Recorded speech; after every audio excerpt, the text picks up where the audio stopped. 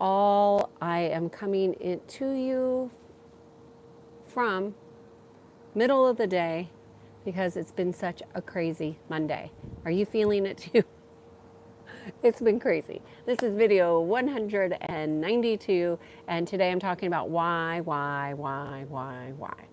Now, most of the time, why is not a high quality question. The only time I have ever in my life asked that many whys is when I have and I am working in a goal setting situation with clients, and they're setting goals. And the goal is, let's just say it's to lose weight. If you go down 5 whys deep, then you can get to the root. Why is this important to me? Why is that important to me? Why is this and important to me? And you go down 5 deep, you will get to the root of why you are doing that goal. If you get to the 5th why and you do not feel motivated, inspired, connected to that goal, that means it needs to change. 5 whys go deep into why you are doing what you are doing. Never, ever, in my experience, is asking, why did this person do what they did? Why did my boyfriend do this? Why did my boss do that? Why is my boss thinking like this? Why is my boss making these changes? Why is my husband doing this? Those are none of your business. Okay. Hello. Good to see you all here. So focus on all of your questions, not outside of yourself, like, why did this happen? Why is this event happening? Why is this experience occurring? Those are not high quality questions. You want to connect with high quality questions that bring you within. That is where things will calm down. That is where peace is found. That is where wholeness is found. That is where alignment is found. Any question that you're asking that brings you outside of yourself, meaning, why would this person do this? I don't understand. You are going to, hi Kevin, good to see you. You're going to make yourself crazy, and you're going to fall into what is called a consciousness trap. Consciousness traps are out there. And, I don't think you need me to tell you this, but there is evil in this world, and there are aspects in which things are happening within our environments that are anti-life, for a lack of a better word. Anti-life, anti-Christ, anti-love. So you need to be consciously choosing regularly how you are investing your energy, and the quality of your questions really will determine where your mind goes. Now, most people, and even people with post-traumatic stress syndrome, people who have had traumas in their past, people who just have not created a mental discipline for how their mind is operating, can easily fall into what's called a consciousness trap. So you want to use high quality questions to redirect your mind and create new patterns. Now, does this happen overnight? Absolutely not. Is it easy? Hell no, it's not easy. But things that are challenging for you are often going to teach you lessons that will help you align within.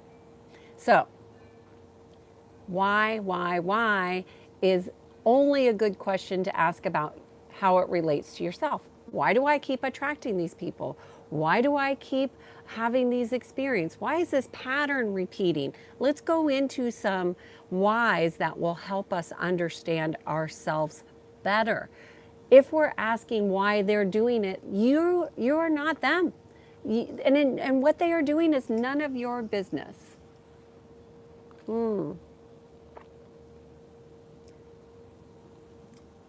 Oh, so I am drinking my Reborn every day. This is to remind me every day, even though I'm not drinking that coffee. I just like the container. Just a reminder of that every moment, every day is a recreation, and we get to co-create what it is that we're investing in our time. So Kevin is saying he's been shopping today and he didn't like it. You know, I don't enjoy shopping either. So, you know, I set an intention before I go in there, wherever there is, and I try to make the best out of the experiences possible. And I always bless myself and clear myself energetically when I leave public spaces because there's a lot of energy in there that's not very good. What do you do if you live with a toxic person? It becomes your business, unfortunately. Well, how you are perceiving another person is 100% your business. So let me ask you this.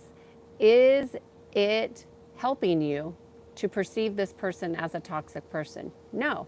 You obviously have resonance with toxicity if that's what you're seeing them at and they're actually living in your space. So if you are struggling with it, what I would suggest is how to unwind with the resonance that you're having with this person who is toxic. And by the way, you know, we've all been there. I've been there. I've had roommates who are very different than me. When I was in college, I wouldn't say they were toxic, but they had very different beliefs. And I ultimately, you know, our attraction or resonance with people is going to come back to the matrix of your beliefs. And if you want to make progress quickly, you want to understand what beliefs do you have that need to be unplugged from that are allowing the situation to occur. So let's just say if you are aligned with somebody who that you perceive as toxic, which by the way, I don't think people are toxic in general. I think people have behaviors that are healthy or unhealthy. I don't think people are toxic unless they're completely unconscious. And then that's not easy to live with. And that would be, why would you resonate with that? What lessons do you need to learn from that? I don't know if that helps you, Rosa. I your business is always your reaction and how you're perceiving the situations. So why is this person toxic is none of your business. Why am I resonating with this person who creates this strong discord within me? That's your business. Why am I continuously repeating patterns that align with people who have unhealthy behaviors, maybe addictions, maybe who are unconscious? The more that you can address your belief systems around these aspects that are triggering you, then you will no longer resonate with it. And it will create, because when you don't resonate with it, it will create a split and something has to shift and change. Whether you want to shift or change or not is another, you know, for me, I wouldn't, I've worked with toxic people. And you can get really sick from staying in their environment, thinking that you are safe because you're not like them is untrue. You know, our environments really could create havoc on our body. So much so that I got an energetic parasite. I mean, this toxicity was parasitic, and that's what a lot of parasites do, is they siphon your life force. I don't know what your particular situation is, Rosa, but I hope this is helpful. If anybody says something to me that left ear and out of another. Oh, Kevin's saying that if anybody says something, that I think he's saying, if somebody says something, he lets it go in one ear and out the other. I think that's a real conscious choice to not let it stick.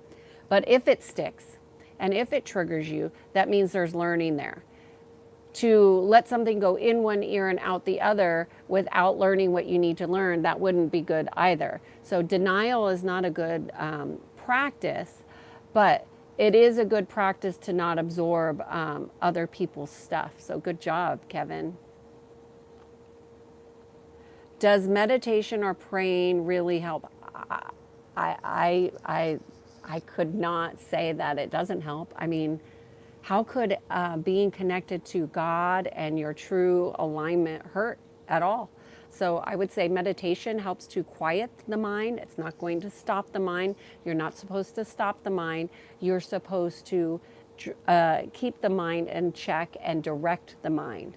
The mind is like the heartbeat, and it will keep going. So when your mind stops, so will your heart. Now, when you're doing meditation, you might have stillness where you go into a zone of nothingness. And that nothingness is the frequency of God. That's the neutral point. That is the still point. And that's the purpose of meditation. I would say that a lot of people, and I'm not a proponent of these meditations where people are listening to guided meditations every single day. I understand that meditation can be challenging and difficult, but it's better to start out and master 5 minutes of you doing your own breathing work and stillness than it is to do 20 minutes of somebody else guiding you to God knows who, with what music, at what frequency, that you have no idea, especially if you're not proficient in energy. You don't know if it's working for you or if it's manipulating you. And frequency, everything has an energetic frequency. This chair, the ground, the air, our environment. And so you want to have things that you can discern as pure and in alignment with source energy. So meditation is great. I think conscious breath work is phenomenal. I love it. I think some guided meditations are good, but I don't think to make a practice out of using it every day, I don't think that's favorable for you. Oh, it looks like the gardeners are next door. So if you hear something, that's what that is.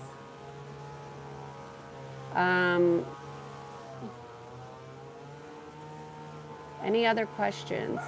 Somebody's saying yes, meditation is important. I think it's important. Anything that's going to guide you inward is a good practice for you to do every day. But we often are experiencing life every day, and to ask why these people are doing that. Why is this person driving crazy? Why is this person triggering me? Like, no. I'm triggered. Own your own stuff. Why am I triggered? What about this person is triggering me? That's your responsibility. And once you own that, you become empowered. So ask questions that are high quality so you don't get stuck in a consciousness trap. What would I do if someone tells you about their private parts? Well, if it's in session, that's different. If it's just a random person, I'm not getting paid to listen to it, I would not engage in that conversation, Kevin. I think when it comes to energy, people don't understand that our private parts, what you're calling private parts, are also portals. The mouth is a portal, the nose is a portal, the eyes are portals, the ears are portals, our sexual organs, our anus, all of that is an energetic portal.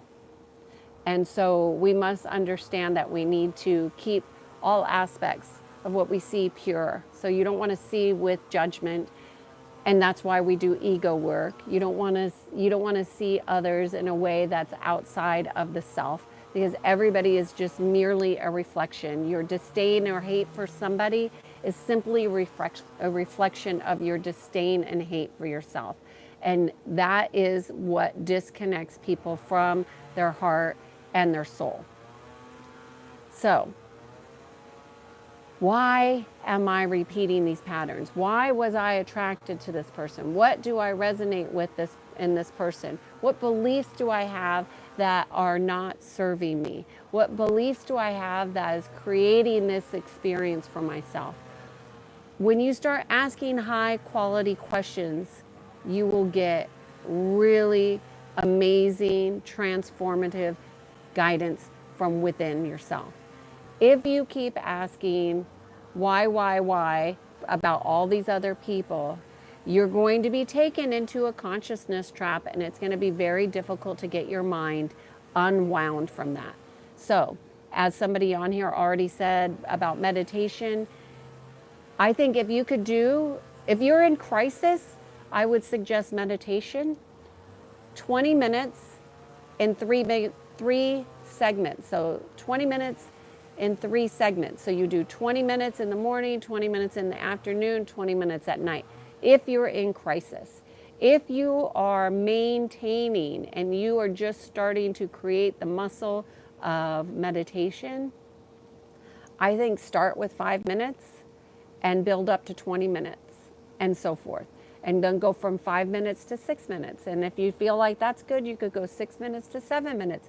You know, feel it out and notice how you feel after you do the meditation. Now, I've been meditating for well over 20 years. And I started when I was in grad school.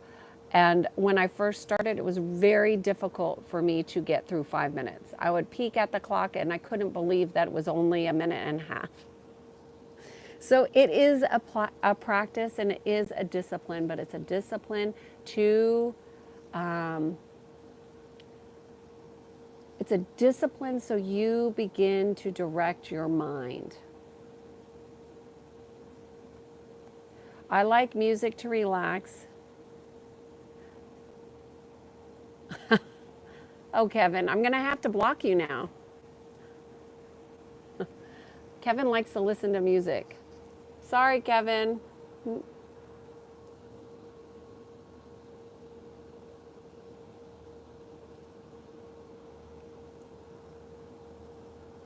Unwanted comment.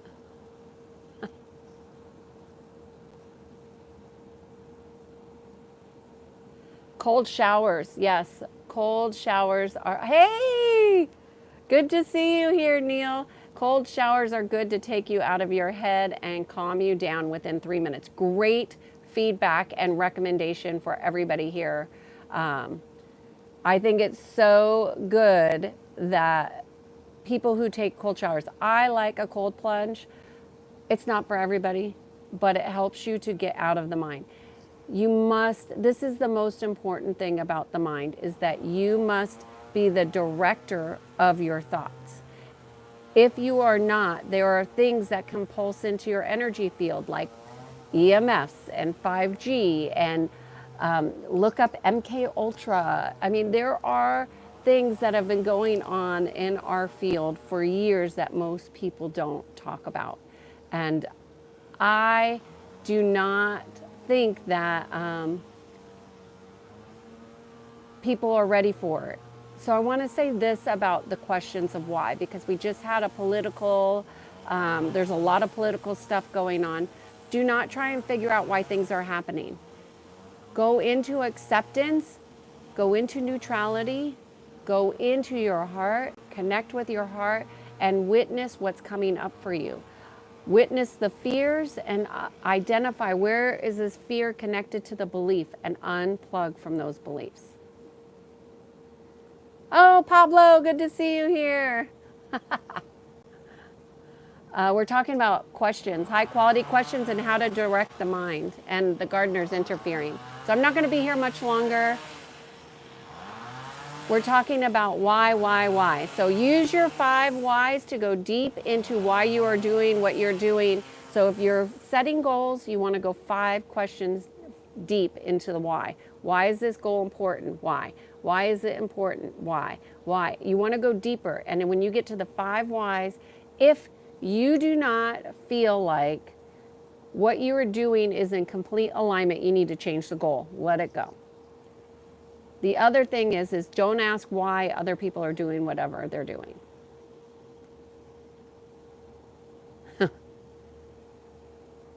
Bye, Kevin. Pablo, lots of people ask questions all the time. All right, good to see you. Bye, Neil. All right, you all. So that's my recap for today. I hope you have a great day. I hope that you find a belief today that will disconnect you from the mind and put you right back into the heart. Have a great day. I am Kiana Sage, and I guide people to peace. Cheers.